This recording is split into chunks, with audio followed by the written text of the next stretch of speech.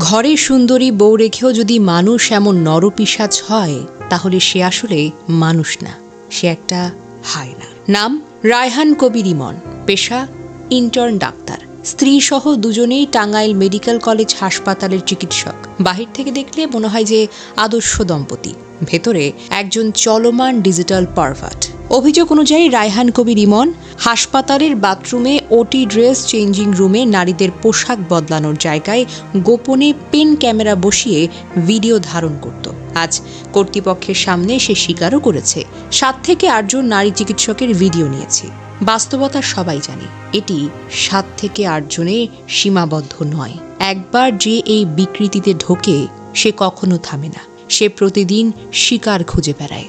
আজ ওই হাসপাতালের মেয়েরা কেউ নিশ্চিত না তাদের শরীরের কোনো মুহূর্ত কারো মোবাইলে বন্দী হয়ে আছে কিনা। কেউ বাথরুমে ঢুকেছে কান্নার চাপে, কেউ ওটিতে ডিউটির সময় অস্থির, কেউ পরিবারে ফোন করে বলছে আম্মু আমার ভিডিও যদি ছড়িয়ে পড়ে। এই মানসিক নির্যাতনের কোনো ক্ষত কেউ চোখে দেখতে পারে না, কিন্তু এটা আজীবনের ট্রমা হয়ে থাকবে। অনেকে বলবে এটা একটা মানসিক রোগী। না না না না, মানসিক রোগী না, মানসিক রোগ না, এটাকে বলে পরিকল্পিত অপরাধ। কারণ ক্যামেরা কেনা, জায়গা বেছে বসানো, কোণ ঠিক করা, ভিডিও সংগ্রহ করা, ফাইল সংরক্ষণ করা, এগুলো হঠাৎ করে হয় না, এগুলো হলো ঠান্ডা মাথায় করা কাজ। তাই আজকের বাস্তবতায় সবাই জানে এই ধরনের ভিডিও টেলিগ্রাম গ্রুপে, সাবস্ক্রিপশন চ্যানেলে, পর্ন সাইটে, ডার্ক ওয়েবে বিক্রি হয়। প্রশ্নটা খুব সোজা, সে শুধু নিজের বিকৃত তৃপ্তির জন্য করছিল নাকি টাকা কামানোর জন্য? এই প্রশ্নের উত্তর না পাওয়া পর্যন্ত আমরা আসলে কেউ নিরাপদ নই। তার চিকিৎসক স্ত্রীও বলছে আমার পরিবার ওর সঙ্গে আমার বিয়ে দিতে চায়নি, আমি সবার বিরুদ্ধে গিয়ে ওকে বিয়ে করেছি।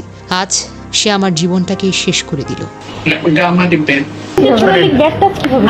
একজন নরপিশাচ শুধু বহু নারীর গোপনীয়তা না, সে নিজের স্ত্রীকেও ধ্বংস করেছে। এখানে এমনও সন্তানকে আমরা দেখেছি যারা মা বোনের পরিজনের ঘুমন্ত অবস্থায় অপ্রীতিকর ছবি তুলে টেলিগ্রামে বেচে দেয়। আমরা এমনও দেখেছি যেখানে বয়ফ্রেন্ড স্বামী স্ত্রীর গোপন ভিডিও ধারণ করে বিভিন্ন টেলিগ্রাম গ্রুপে মান্থলি সাবস্ক্রিপশনের জন্য বিক্রি করে দেয়।